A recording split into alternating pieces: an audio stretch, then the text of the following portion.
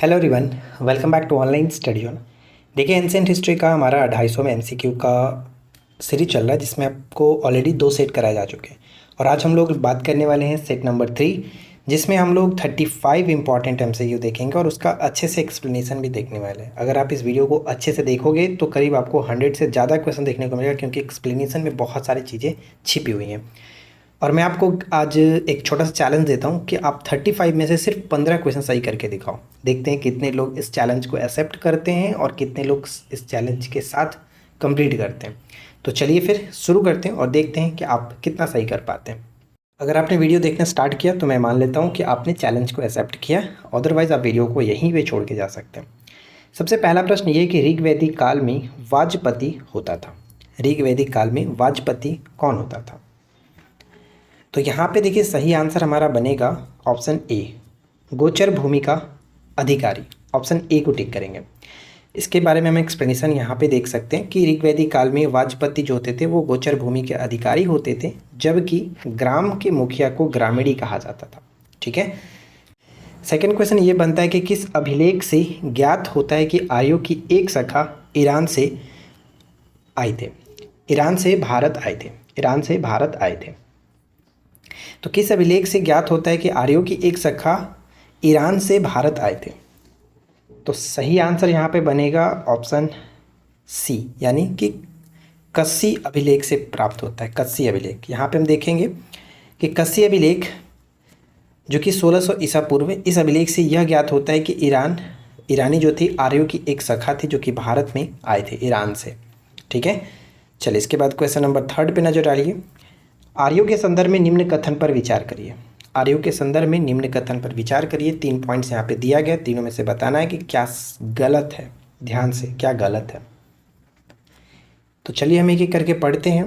पहला पॉइंट कि भारत में आर्यों का आगमन 1500 ईसा पूर्व से कुछ पहले हुआ था, जो कि बिल्कुल सही है, कुछ पहले हुआ था। ठीक है। अभी जस्ट ऊपर हमने देखा कि 1600 ईसा पूर्व, तो करीब 1500 से कुछ पहले आर्यों ने भारत में सर्वप्रथम सैंधो प्रदेश में, यानी सैंधो प्रदेश में बसना प्रारंभ किया, तो ये भी सही है।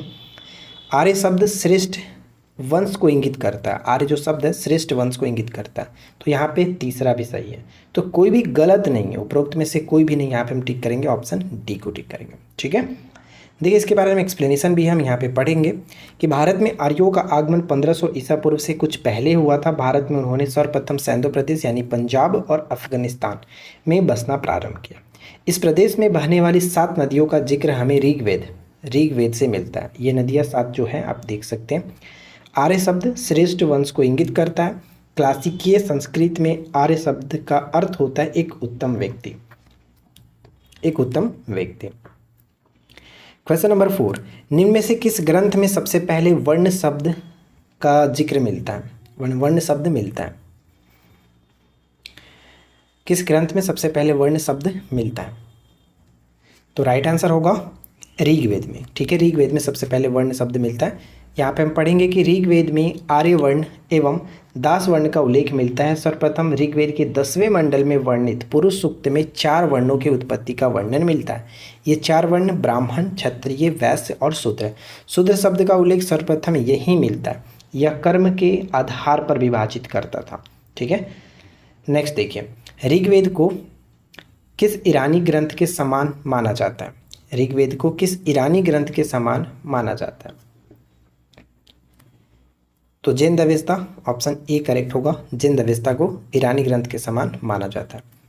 नेक्स्ट वन है कि अफगानिस्तान का वर्तमान वह नदी जो ऋग्वेद में उल्लेखित है। अफगानिस्तान का वर्तमान वह नदी जो ऋग्वेद में उल्लेखित है। कुर्रम और काबुल। कुर्रम और काबुल, ऑप्शन डी। यहाँ पे पढ़ सकते हैं आप लोग कि कुर्रम जो कि प्राचीन नाम कुब्बू था और काबुल प्राचीन नाम कुंभा का संबंध ऋग्वेद से। इसके अलावा गोमती, स्वात का संबंध अफगानिस्तान के नदियों से है, जिनका वर्णन ऋग्वेद में है। इससे यह पता चलता है कि अफगानिस्तान भी उस समय भारत का ही अंग था। ऋग्वैदिक आर्यों की पश्चिमी बीमा अफगानिस्तान का पूर्वी भाग था। नेक्स्ट प्रश्न ये आता है कि राजशेखर ने किस नदी को, ध्यान दीजिएगा, किस नदी को आर्यावर्त और दक्षिणापथ को विभाजित करने वाली रेखा माना है? क्वेश्चन थोड़ा सा यहाँ पे ये एडिट करने में मिस्टेक हो गया, किस नदी को ध्यान से आर्यावर्त और दक्षिणापथ को विभाजित करने वाली रेखा माना है? तो यहाँ पे आपको पता ही होगा, ऑप्शन ए नर्मदा। नेक्स्ट है कि ऋग्वेद में मरुस्थल के लिए किस शब्द का प्रयोग किया गया? ऋग्वेद में मरुस्थल के लिए किस शब्द का प्रयोग किया गया? तो ऑप्शन सी होगा धन्व। ठीक है, धन्व शब्द का प्रयोग किया गया। आर्यों के लिए ब्रह्मर्षि देश शब्द संबंध था। आर्यों के लिए ब्रह्मर्षि जो देश है वो संबंध था। तो राइट आंसर क्या होगा? ऑप्शन ए गंगा यमुना क्षेत्र से। गंगा यमुना क्षेत्र से ऑप्शन ए को टिक करेंगे। यहाँ पे हम पढ़ेंगे कि आर्यों ने अपने जिस क्षेत्र को विजित कर या फिर रहना प्रारंभ किया उस क्षेत्र को अलग अलग नाम दिए थे, जिसमें प्रमुख है, ध्यान दीजिएगा, यहाँ से कई सारे प्रश्न बनते हैं। जैसे सप्त सिंधु प्रदेश किसको कहते थे? पंजाब और अफगानिस्तान को सप्त सिंधु प्रदेश। कुरुक्षेत्र के निकट के जो प्रदेश होते थे उसे ब्रह्मावती या फिर आर्यावत के नाम से जानते थे। गंगा यमुना के दोहाब क्षेत्र और उसके नज़दीक के क्षेत्र को ब्रह्मर्षि कहा जाता था, और हिमालय एवं विंध्याचल पर्वतों के बीच का जो क्षेत्र था उसे मध्य प्रदेश कहते थे। ठीक है, मध्य प्रदेश कहते थे। तो ये चारों आप क्षेत्र के नाम याद रखेंगे। नेक्स्ट आता है कि निम्न कथन पर विचार करिए। देखिए 2 पॉइंट्स दिए गए हैं, दोनों को पढ़िए और बताने कि कौन सा कथन सही है, कौन सा कथन सही है। तो पहला पॉइंट है कि गोत्र शब्द का प्रयोग सर्वप्रथम ऋग्वेद में हुआ था, जो कि बिल्कुल सही है। गोत्र प्रथा की स्थापना उत्तर वैदिक काल में हुई थी, उत्तर वैदिक काल में हुई थी, तो ये भी सही है। तो दोनों के दोनों कथन सही होने की वजह से ऑप्शन सी को टिक करेंगे। गोत्र शब्द का सर्वप्रथम प्रयोग ऋग्वेद में हुआ है, और गोत्र प्रथा की जो शुरुआत है वो उत्तर वैदिक काल में माना जाता है। आर्यों के प्रशासनिक इकाई का आरोही क्रम क्या है? आर्यों के प्रशासनिक इकाई का आरोही क्रम क्या है? तो आरोही क्रम अगर हम देखें तो प्रशासनिक का आरोही क्रम, जो आरोही क्रम का मतलब बढ़ते क्रम में, ठीक है, बढ़ते क्रम में। तो यहाँ पे हम देखेंगे जैसे कि कुल होगा, उसके बाद ग्राम, उसके बाद विश्व, जन और राष्ट्र।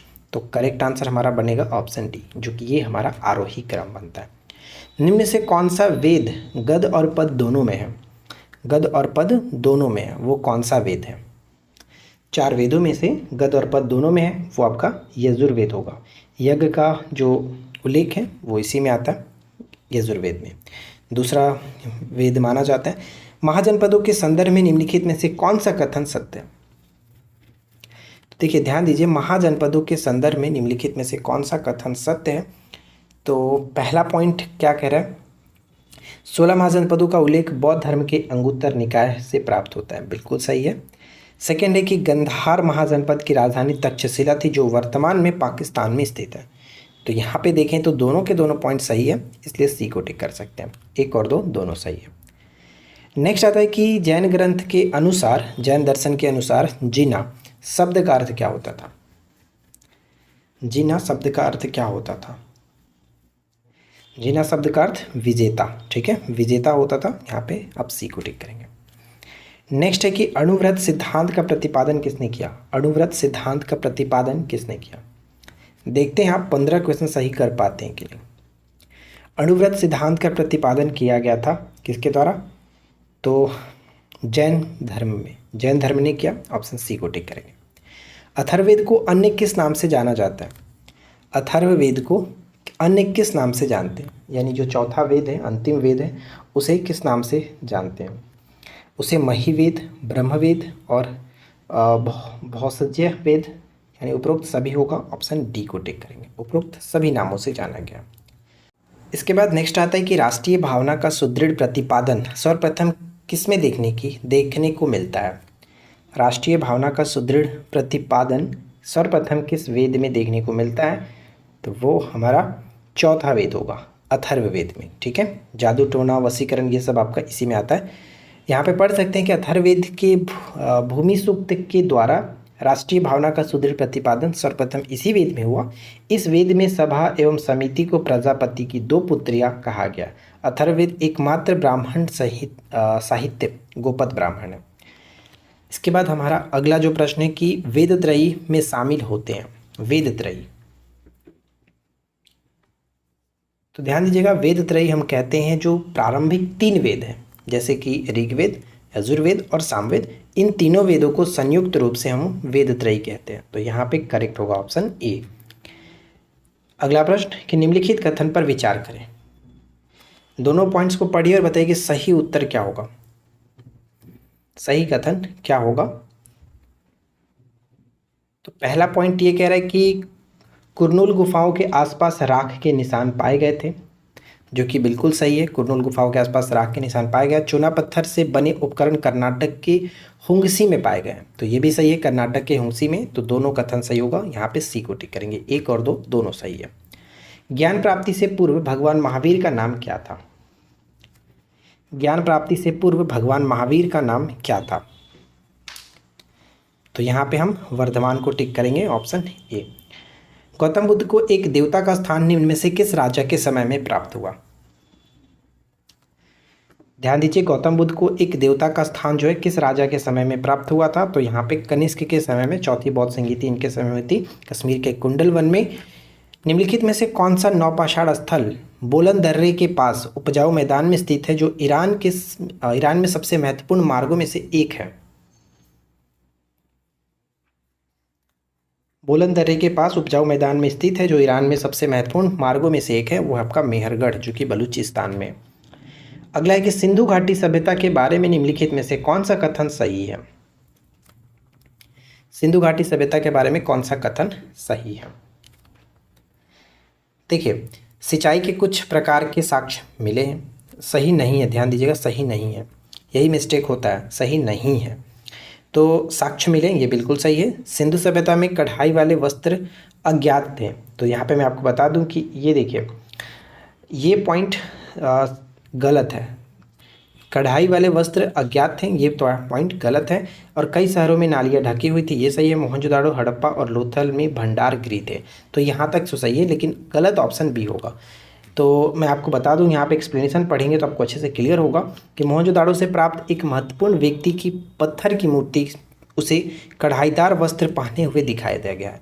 तो कढ़ाईदार वस्त्र का साक्ष्य तो बताया जा रहा है कि नहीं था, लेकिन है, दिखाया गया है। इससे कढ़ाई वाले वस्त्रों के प्रयोग का प्रमाण मिलता है। गुजरात के धौलावीरा में कुछ प्रकार की सिंचाई के साक्ष्य भी प्राप्त हुए। अलग स्नान क्षेत्र वाले घर पाए गए हैं, और पानी में कुछ में पानी की आपूर्ति के लिए कुएं थे। और उल्लेखनीय विशेषताओं में यह है कि इनमें से कई शहरों में नालियाँ ढकी हुई थी। इनके अलावा मोहनजोदाड़ो, हड़प्पा और लोथल में भी भंडार गृहों के अवशेष मिले हैं। कस्बों में एक मंच बनाया गया जहां माल की जांच एवं भंडारण भी किया जाता था। तो यहाँ से आपके सारे प्रश्न के जवाब मिल जाते हैं। अगला है, निम्नलिखित कथन पर विचार करिए। तो देखिए, 2 पॉइंट्स दिया गया, पढ़िए, बताइए कौन सा कथन असत्य है। तो पहला पॉइंट आता है, पहला पॉइंट पे नजर डालते हैं कि गौतम बुद्ध, ध्यान दीजिएगा, असत्य बताना है। गौतम बुद्ध कर्म में विश्वास करते थे एवं निर्वाण प्राप्ति में विश्वास करते थे।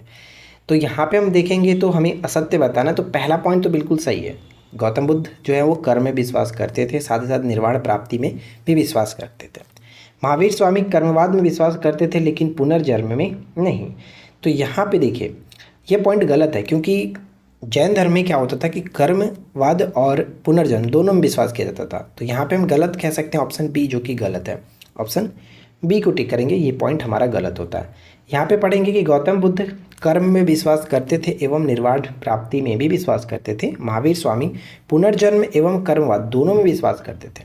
ठीक है, ऑप्शंस में तो कर्मवाद में था लेकिन पुनर्जन्म में नहीं था, इसलिए यहाँ पे दोनों सही होगा, दोनों के दोनों में विश्वास किया जाता था। अगला है कि किस बौद्ध संगीति में सर्वप्रथम बौद्ध धर्म 2 भागों में बट गया था? किस बौद्ध संगीति में बौद्ध धर्म जो है वो 2 भागों में विभाजित हुआ? तो द्वितीय बौद्ध संगीति में 2 भागों में द्वितीय बौद्ध संगीति में विभाजन हुआ। यहाँ पे पढ़ेंगे कि द्वितीय बौद्ध संगीति कालाशोक के शासन काल में 383 ईसा पूर्व में वैशाली में हुआ था। इस संगीति के मतभेद की उपस्थिति के कारण बौद्ध धर्म 2 भागों यानी स्थावीर और महासंगिक में बट गया। चतुर्थ बौद्ध संगीति में बौद्ध धर्म 2 संप्रदाय हीनयान और महायान में विभाजित हो गया। द्वितीय संगीति की अध्यक्षता सर्वकामी यानी सबकामी गहिंदेता इन्होंने किया था। तो यहाँ से कई सारे प्रश्न पूछे जाते हैं, इनको अच्छे से याद रखिएगा। सामान्य मनुष्य के लिए महात्मा बुद्ध ने जिस धर्म का उपदेश दिया उसे क्या कहा गया है? सामान्य मनुष्यों के लिए महात्मा बुद्ध ने किस धर्म का उपदेश दिया? वो आपका उपासक धर्म होगा। उपासक धर्म, ऑप्शन ए उपासक धर्म। सामान्य मनुष्यों के लिए बुद्ध ने जिस धर्म का उपदेश दिया उसे उपासक धर्म कहा गया। यह भिक्षु धर्म से भी भिन्न था। दीर्घ निकाय के सिगालोवाद सूत्र में इस धर्म का विवरण प्राप्त होता है। बुद्ध घोष ने इसे गाहीन विनय अर्थात गृहस्थों के लिए आचरण की संज्ञा दी है। बौद्ध धर्म के त्रिरत्न बताइए कौन कौन से? बौद्ध धर्म के त्रिरत्न कौन कौन से? देखिए, बौद्ध धर्म के त्रिरत्न होता है बुद्ध, संघ और धम्म। बुद्ध, संघ और धम्म को बौद्ध धर्म के त्रिरत्न माने जाते हैं। अगला है कि महात्मा बुद्ध द्वारा स्थापित संघ के अधिवेशन के लिए कम से कम कितने भिक्षुओं की उपस्थिति आवश्यक थी? आई नो कि आप ये प्रश्न पहली बार देखे होंगे। भिक्षुओं की उपस्थिति आवश्यक थी तो 20 भिक्षुओं की उपस्थिति आवश्यक थी। यहाँ पे आपको ध्यान रखना है कि ऑप्शन बी होगा। ठीक है, पढ़ सकते हैं कि बुद्ध द्वारा स्थापित संघ के अधिवेशन के लिए कम से कम 20 भिक्षुओं की उपस्थिति आवश्यक थी। संघ की सभा में बैठने वाले पदाधिकारी को आसन प्रज्ञापक कहते थे। ठीक है, संघ की सभा में बैठने वाले जो भी पदाधिकारी होते थे उसे आसन प्रज्ञापक कहते थे। सिद्धार्थ जब कपिलवस्तु की सैर पर निकले तो उन्होंने निम्न में से कौन सा दृश्य नहीं देखा था? कौन सा दृश्य नहीं देखा था? तो एक बूढ़ा व्यक्ति उन्होंने देखा था, 100 यात्रा देखा था इन्होंने, यानी मृत को ले जाते हुए चिल्लाते हुए लोगों को इन्होंने देखा था। साथ ही साथ एक बीमार व्यक्ति को भी इन्होंने देखा था, लेकिन लाचार महिला को इन्होंने नहीं देखा था। तो देखिए, यहाँ पे आप पढ़ पाएंगे कि सिद्धार्थ जब कपिलवस्तु की सैर पर निकले तो उन्होंने बारी बारी से 4 दृश्यों को देखा। पहला बूढ़ा व्यक्ति थे, दूसरा जो था वो एक रोगी व्यक्ति था यानी बीमार व्यक्ति, तीसरा एक 100 को ले जाते रोते चिल्लाते भीड़ को देखा और चौथा एक खुशहाल सन्यासी को देखा। अंतिम दृश्य देख करके महात्मा बुद्ध का मन सन्यास की ओर प्रवृत्त हुआ। इस प्रकार सांसारिक समस्याओं से व्यतीत होकर सिद्धार्थ ने 29 वर्ष की अवस्था में गृह त्याग किया और इस गृह त्याग को बौद्ध धर्म में महाभिनिष्क्रमण के नाम से जानते हैं। महाभिनिष्क्रमण, तो इस चीज़ को याद रखेंगे। नेक्स्ट आता है कि निम्नलिखित में से कौन सा कथन असत्य है? ध्यान से बताइए कौन सा कथन असत्य है। पहला पॉइंट कह रहा है कि बौद्ध धर्म संगीति में बुद्ध के उपदेशों का संकलन सुत्त पिटक एवं विनय पिटक में किया गया। तो ये तो सही है। विनय पिटक की रचना उपाली ने किया है, ये भी सही। सुत्त पिटक की रचना आनंद ने किया। सुत्त पिटक की रचना आनंद ने किया, यानी सोने पर सुत्त मतलब सो जाना, सोने पर आनंद तो मिलता ही है, तो इस तरह से याद रखिएगा। विनय पिटक की रचना उपाली ने किया। ठीक है, लेकिन यहाँ पे आप देखेंगे चौथा पॉइंट गलत है कि अभिधम पिटक में बौद्ध धर्म के नियमों का विवरण मिलता है। ये गलत है, ये हमें मिलता है विनय पिटक के अंतर्गत। विनय पिटक में ही आपको नियमों का विवरण मिलता है, तो ये पॉइंट गलत है, डी को टिक करेंगे। असत्य बताना था, डी होगा। तो यहाँ पे पढ़ पाएंगे, कह रहा है कि प्रथम बौद्ध संगीति में बुद्ध के उपदेशों को सुत्त पिटक एवं विनय पिटक में किया गया। विनय पिटक की रचना उपाली ने किया जिसमें बौद्ध संघ के नियमों का विवरण दिया गया। सुत्त पिटक की रचना आनंद द्वारा की गई जिसमें बौद्ध धर्म के सिद्धांतों एवं नियमों के संबंध में बुद्ध के उपदेशों का बृहद संकलन किया गया। महासंघिक संप्रदाय की स्थापना किसने की थी? महासंघिक संप्रदाय की स्थापना किसने की थी? तो इसकी स्थापना की गई थी महाकश्यप के द्वारा। ऑप्शन सी महाकश्यप के द्वारा की गई थी। इसके बाद नेक्स्ट प्रश्न आता है कि निम्न कथन पर विचार करिए। क्या कह रहा है कि भारत में उपासना की जाने वाली प्रथम मूर्ति संभवतः बुद्ध की थी। तो ये तो बिल्कुल सही है कि भारत में उपासना की जाने वाली प्रथम जो मूर्ति थी वो संभवतः बुद्ध की थी, सही है। बुद्ध की प्रथम मूर्ति का निर्माण गंधार कला में की गई थी, तो ये पॉइंट गलत है। देखिए, प्रथम मूर्ति का जो निर्माण है वो मथुरा कला में की गई थी, ये पॉइंट गलत है। मथुरा कला में की गई थी और बुद्ध की सर्वाधिक जो मूर्तियाँ बनी हैं वो गंधार शैली में बना है। ठीक है, सर्वाधिक जो मूर्तियाँ वो गंधार शैली में बना है, जबकि प्रथम मूर्ति उनकी मथुरा कला में थी। तो हमें बताना था क्या सही है, तो केवल और केवल एक सही होगा। ऑप्शन हम बी को टिक करेंगे, केवल एक।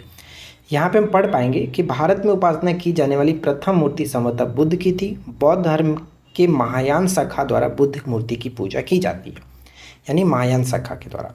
सर्वाधिक बुद्ध मूर्तियों का निर्माण गंधार शैली के अंतर्गत किया गया था, परंतु बुद्ध की प्रथम मूर्ति संभवतः मथुरा कला के अंतर्गत बनी थी। तो यही पॉइंट्स आपको ध्यान रखना है। नेक्स्ट आता है कि विज्ञानवाद यानी योगाचार की स्थापना ईसा की 3री शताब्दी में किसके द्वारा की गई थी? विज्ञानवाद योगाचार की स्थापना ईसा की 3री शताब्दी में किसके द्वारा की गई थी? तो ये मैत्रेयनाथ के द्वारा। मैत्रेयनाथ ऑप्शन यहाँ पे हम बी को टिक करेंगे, मैत्रेयनाथ। पढ़ेंगे कि चतुर्थ बौद्ध संगीति में बौद्ध धर्म पुनः हीनयान एवं महायान दो भागों में बटा, संप्रदायों में बटा। आगे चलकर हीनयान संप्रदाय दो भागों में वैभाषिक एवं सौतांत्रिक में बट गया, यानी आगे चलकर हीनयान भी फिर दो भागों में बटा। कालांतर में महायान संप्रदाय भी दो भागों में बट करके शून्यवाद यानी माध्यमिक और विज्ञानवाद योगाचार में बटा। शून्यवाद के प्रवर्तक नागार्जुन थे, जब नागार्जुन की प्रसिद्ध जो रचना थी माधिकारिका, ठीक है, माधिकारिका, इसे सापेक्षवाद भी कहा जाता है। विज्ञानवाद की स्थापना ईसा की 3वीं शताब्दी में मैत्रेयनाथ ने की और इसे असंग और वसुबंध ने द्वारा प्रचार प्रसार किया गया था। तो यहाँ से बहुत सारे चीज़ आपको पता चलेगा, बहुत सारी नई चीज़ें जो जानने को मिलेगी, तो आप इसको अच्छे से स्क्रीनशॉट लेना चाहें तो ले सकते हैं। चलिए आगे बढ़ते हैं और आज की इस वीडियो का आखिरी प्रश्न ये है कि गौतम बुद्ध के संदर्भ में निम्न में से कौन सा कथन गलत है। तो ध्यान से पढ़िए और बताइए कि कौन सा कथन गलत है। देखिए पहला पॉइंट कह रहा है कि बौद्ध संघ में भिक्षुणी के रूप में स्त्रियों की प्रवेश की अनुमति बुद्ध द्वारा वैशाली में दी गई थी, ये सही है। गौतम बुद्ध को एशिया का ज्योतिपुंज के रूप में जाना जाता है। क्षणिकवाद का प्रतिपादन बुद्ध द्वारा किया गया था, क्षणिकवाद का प्रतिपादन भी बुद्ध ने किया था, ये तीनों सही है। तो ऑप्शन डी गलत होगा। बुद्ध ने अपने जीवन काल का अंतिम वर्षा ऋतु कुशीनारा में बिताया, ये पॉइंट देखिए गलत है। इन्होंने अपना अंतिम वर्षा ऋतु वो वैशाली में बिताया था, ठीक है, वैशाली में बिताया था। तो डी को टिक करेंगे जो कि पॉइंट गलत है। तो आई होप कि फ्रेंड्स आप लोगों को ये 35 क्वेश्चंस अच्छे लगे होंगे और आप नीचे कमेंट करके बताइए कि आपने कितना स्कोर किया। और मैं आशा करता हूँ कि आप लोगों में से काफ़ी लोग 15 से ज़्यादा क्वेश्चन सही किए होंगे। अब देखते हैं कितने लोग सही आंसर किए और कितने लोग कमेंट करते हैं। मुझे ये भी पता है कि आप लोगों में से कोई कमेंट नहीं करने वाला, गिने चुने कुछ लोग हैं जो कि का अपना स्कोर यहाँ पे बताएंगे। बाकी किसी को मेरी बातों का मतलब तो वैसे भी होता नहीं है। खैर कोई बात नहीं, अगर आपने वीडियो यहाँ तक देखा है तो बहुत अच्छी बात है, नहीं देखा तो ये आपके लिए बहुत अच्छी बात है। चलिए मिलते हैं नेक्स्ट वीडियो में। अगर वीडियो पसंद आया हो तो लाइक एंड शेयर कर दीजिएगा। चैनल पे पहली बार है तो सब्सक्राइब करके इसी तरह की और वीडियो के लिए हमारे साथ जुड़े रहिए। चैनल को सब्सक्राइब करके नोटिफिकेशन बेल आइकन को ऑल पे सेट कर लीजिए। मिलते हैं नेक्स्ट वीडियो में नए टॉपिक के साथ। Thanks for watching, keep learning, have a good day.